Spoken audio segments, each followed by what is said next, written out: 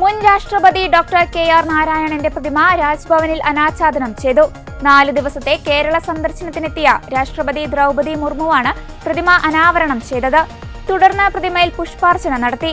മുൻ രാഷ്ട്രപതി രാംനാഥ് കോവിന്ദ്, ഗവർണർ രാജേന്ദ്ര ആർലേക്കർ, കേരള മുൻ ഗവർണറും ഇപ്പോൾ ബീഹാർ ഗവർണറുമായ ആരിഫ് മുഹമ്മദ് ഖാൻ തുടങ്ങിയവർ പങ്കെടുത്തു.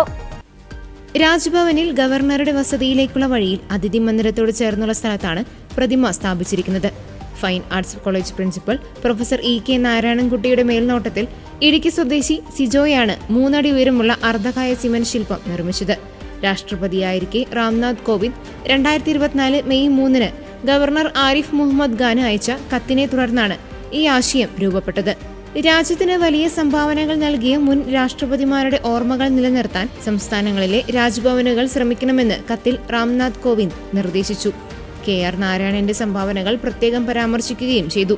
തുടർന്നാണ് അദ്ദേഹത്തിന്റെ ശില്പം രാജ്ഭവനിൽ സ്ഥാപിക്കാൻ ആരിഫ് മുഹമ്മദ് ഖാൻ നിർദ്ദേശം നൽകിയത്.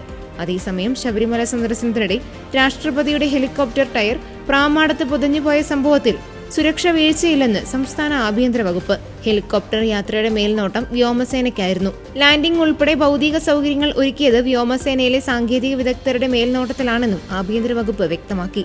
സംഭവം രാഷ്ട്രപതി ഭവനോ കേന്ദ്ര സർക്കാരോ സുരക്ഷ വീഴ്ചയായി വിലയിരുത്തുകയോ ഇതുവരെ വിശദീകരണം ചോദിക്കുകയോ ചെയ്തിട്ടില്ലെന്നും പൊതുഭരണ വകുപ്പും DGPയും വ്യക്തമാക്കി. സംഭവത്തിൽ കേന്ദ്ര സർക്കാരോ സംസ്ഥാന സർക്കാരോ കൂടുതൽ നടപടികൾക്ക് പോകുന്നില്ലെന്നാണ് സൂചന. എന്നാൽ 1/2 ഇഞ്ചിന്റെ താഴ്ചയുണ്ടായെന്ന് ജില്ലാ കളക്ടർ എസ്. പ്രേംകൃഷ്ണൻ ഇന്നലെ പ്രതികരിച്ചിരുന്നു. കൂടാതെ ഹെലികോപ്റ്ററിന്റെ ഉറപ്പിന്റെ കാര്യത്തിൽ പ്രശ്നങ്ങൾ ഉണ്ടായിട്ടില്ല. H മാർക്കിനേക്കാൾ പിന്നിലാണ് ഹെലികോപ്റ്റർ ലാൻഡ് ചെയ്തത്. പുതിയ കോൺക്രീറ്റ് ആയതിനാൽ 1/2 ഇഞ്ചിന്റെ താഴ്ചയുണ്ടായി.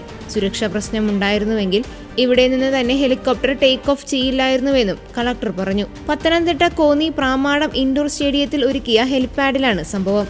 ഹെലികോപ്റ്ററിന്റെ ടയറുകൾ കോൺക്രീറ്റിൽ താഴ്ന്നു പോവുകയായിരുന്നു.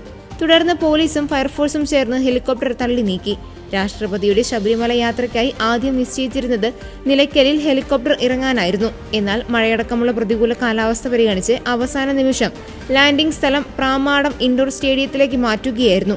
ഇതോടെ രാവിലെയാണ് പ്രാമാടത്ത് കോൺക്രീറ്റ് ചെയ്ത് ഹെലിപാഡ് ഒരുക്കിയത്. ഈ കോൺക്രീറ്റ് ഉറയ്ക്കുന്നതിന് മുമ്പേ ഹെലികോപ്റ്റർ ഇറങ്ങിയതാണ് തറ താഴാൻ കാരണം. സംഭവം ഗുരുതര സുരക്ഷാ വീഴ്ചയാണെന്ന ആക്ഷേപമാണ് ഉയരുന്നത്.